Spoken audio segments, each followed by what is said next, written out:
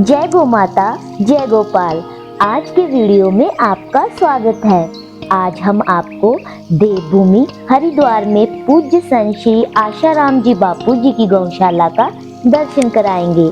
जय गौशाला सेवा, समर्पण और गायों की देखभाल का एक अद्भुत उदाहरण है, जहां गायों को पूर्ण प्रेम और सेवा भाव से रखा जाता है। आइए जानते हैं कि जय गौशाला कैसे संचालित होती है और गायों की देखभाल में क्या विशेषताएं हैं और सेवा में लगे सेवाधारियों का अनुभव कैसा है। इस वीडियो में हम आपको गौशाला का माहौल, वहां की शुद्धता और सेवा के सुंदर दृश्यों को दिखाएंगे। और जो इतने प्रेम से सेवा करती हैं, वह है हमारी तरना दीदी। तरना दीदी बहुत ही निष्ठा और समर्पण के साथ सेवा करती है। वह गौमाताओं की देखभाल, उनके भोजन, सफाई और स्वास्थ्य का विशेष ध्यान रखती है। साथ ही गौशाला में आने वाले भक्तों और सेवकों को प्रेरित करती है कि वह भी सेवा में भाग ले और गौमाता के महत्व को समझे। उनकी सेवा का मुख्य उद्देश्य गौमाता की प्रसन्नता और उन्हें सुरक्षित वातावरण प्रदान करना है। तरना बहन का सेवा भाव पूज्य बापू जी की शिक्षाओं का अनुसरण करता है, जो हर जीव के प्रति करुणा और प्रेम का संदेश देता है। तो हमारे साथ अंत तक बने रहिए और देवभूमि हरिद्वार की इस पवित्र गौशाला का अनुभव कीजिए।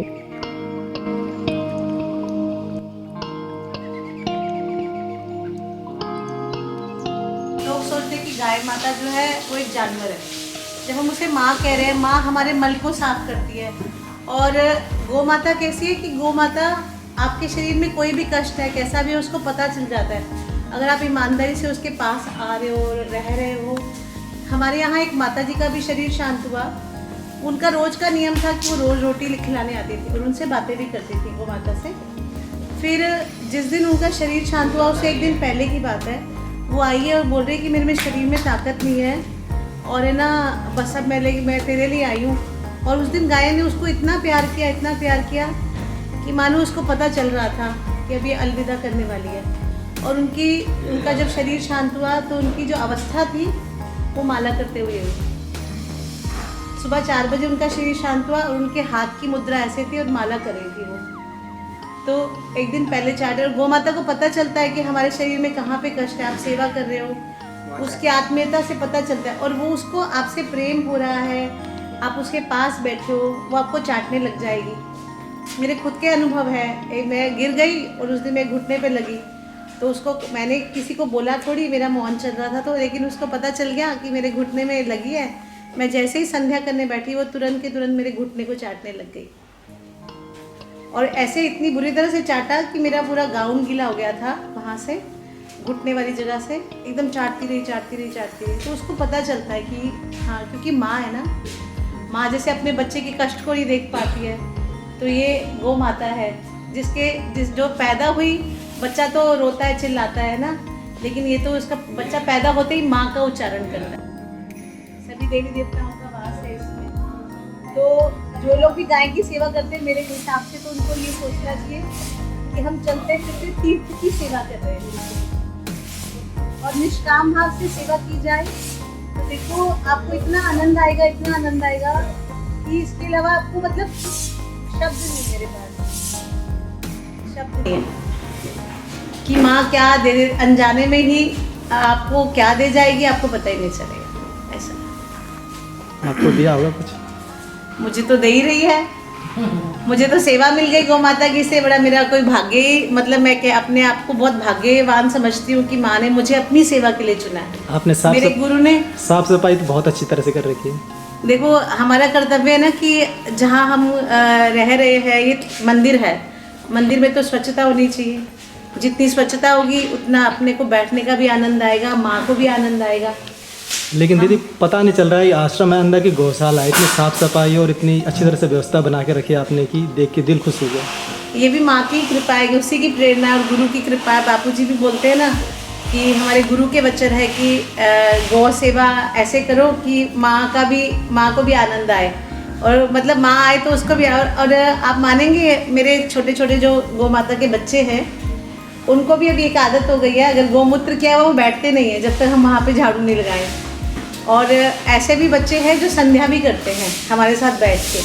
अच्छा। हाँ, मतलब बैठ जाएंगे। गौ माता भी बापूजी का जब सत्संग चलता है तो वो सत्संग के समय लगभग बैठ ही जाती हैं।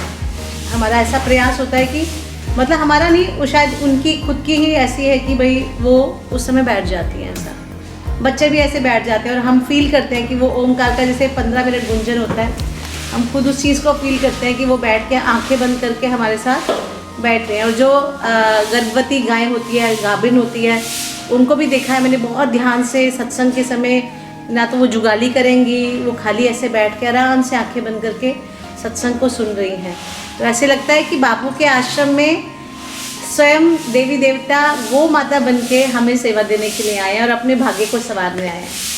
अर्थात अपने बापू के आश्रम में जो भी गाय है वो कोई साधारण गाय नहीं है। बिल्कुल बिल्कुल बिल्कुल। जैसे कहते हैं ना भगवान धरती पे उतरे तो उन्होंने श्री राधा जी को जब बोला कि राधा जी आप चलिए हमारे साथ, तो राधा जी ने ऐसा कहा कि नहीं भगवान, पहले मुझे मेरा जहाँ गोलोक होगा मैं तो वहीं पे ही जाऊँगी।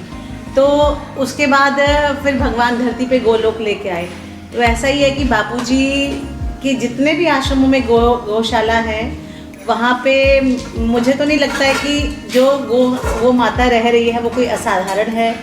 वो तो मतलब कोई ना कोई रूप धारण करके बापू के आश्रम में सेवा के निमित्त, सेवा देने के निमित्त, सेवा लेने के निमित्त, मतलब किसी भी निमित्त वो बापू के आश्रम में आए हैं। पूर्व जन्म की कोई कमाई रही होगी। पूर्व जन्म की कमाई नहीं कह सकती, लेकिन ये गुरु की कृपा कह सकते हैं कि जैसे कहते हैं ना कृष्ण आए धरती पे तो राम आए धरती पे तो सब ऋषि मुनियों का ऐसा आग्रह था कि हम भी जाएं लीला को देखने के लिए। वैसे ही जैसे तुलसीदास जी ने कहा कि मुझे अपने द्वार का कुत्ता ही रख लेना, है ना, मुझे घोड़ा ही बना देना तेरे द्वार का, मुझे मतलब अलग अलग उन्होंने भगवान को कहा। तो ऐसे ही ना ब्रह्मज्ञानी गुरु जब धरती पे आते हैं, हम सोचे कि हम सेवा कर रहे हैं, हम सेवा नहीं कर रहे हैं। ये तो हमारा सौभाग्य है कि हमारे गुरु ने इस सेवा के लिए हमें चुना है। अच्छा, बापू जी ये भी कहते हैं कि हम गाय की सेवा नहीं करते हैं, गाय हमारी सेवा करती है। बिल्कुल बिल्कुल बिल्कुल बिल्कुल। अच्छा दीदी, सुबह सेवा कितने बजे चालू हो जाती है आपकी? सुबह हमारे यहाँ सेवा 5 बजे शुरू हो जाती है लगभग। पूरा गोबर का जो उठाने का रहता है, पहले पूरी सफाई हो जाती है, उसके बाद फिर दलिया और हम गौ माता का जो ग्रास होता है वो तैयार करते हैं, गौ माता वो खाती है। और उसके बाद फिर दूध निकलता है, फिर पूरे गौशाला को हम गौ माता को बाहर कर देते हैं बाड़े में। फिर गौ माता वहाँ से जंगल जाती है गंगा जी घूमने के लिए। फिर अभी 3 बजे आएंगी गौ माता, तो इस बीच हम उनके आने की तैयारी पूरी कर लेंगे। अपने आप आ जाती कि सादा भाई लेने जाते? ये भी बहुत गजब की बात है। बहुत बार ऐसा होता है जो भाई साथ में जाते हैं और वो वहीं पे रह जाते हैं, वो किसी की नींद लग गई, वो कहीं बैठ गया, ऐसा माला कर रहा है, उसको नहीं ध्यान कि टाइम हो गया।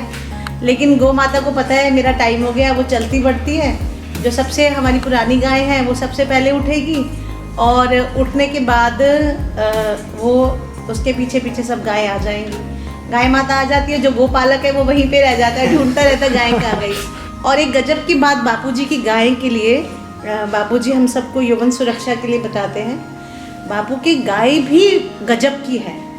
मैंने उसका प्रत्यक्ष प्रमाण देखा कि कोई नंदी जैसे बाहर के जो घूम रहे होते हैं, वो कोई एक बार पीछे आ गया गाय माता के, और हमारी आश्रम की गाय ने उसको, इतना बड़ा सांड था वो, और उसको उठा के अपने सिर से ऐसे पटका, ऐसे सिर ऐसे ऐसे करके, अरे मतलब वो इतनी सीधी गाय है, कभी किसी को मारती नहीं है, पर उसने उसको ऐसा पटका, मैं तो देख के हैरान, मेरे आंखों देखी बात है, देख के इतनी हैरान हो गई कि भाई मतलब क्या, बापू की गाय भी एकदम गजब की है, किसी को फटकने नहीं देती है अपने पास।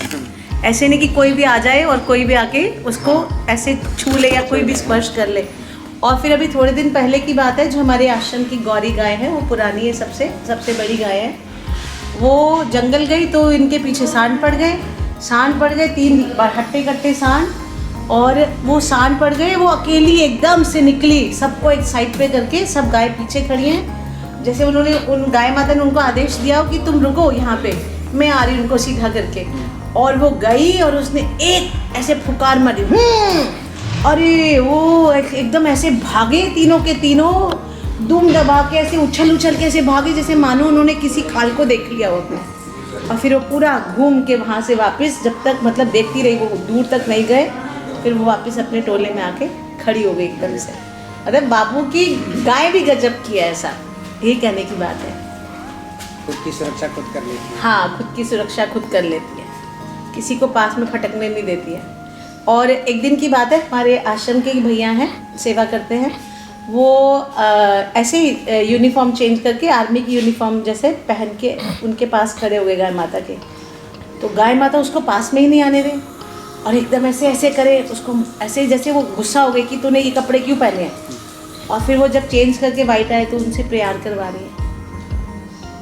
बंदा एक ही है, लेकिन उसे यूनिफॉर्म चेंज की, नहीं ये तेरे गुरु का दिया हुआ वस्त्र नहीं है, तुझे नहीं पहनना ये। मतलब एकदम पुकार मारे, वो अरे रुक, और वो ऐसे उनसे डरती है, लेकिन अरे उससे वो उस दिन तो देखने वाला दृश्य था कि माँ जैसे कहती नहीं ये तुम्हारे लायक कपड़ा नहीं है, ये नहीं पहनना, ये तुम्हारे गुरु का दिया हुआ वस्त्र नहीं है, नहीं ये नहीं पहनना।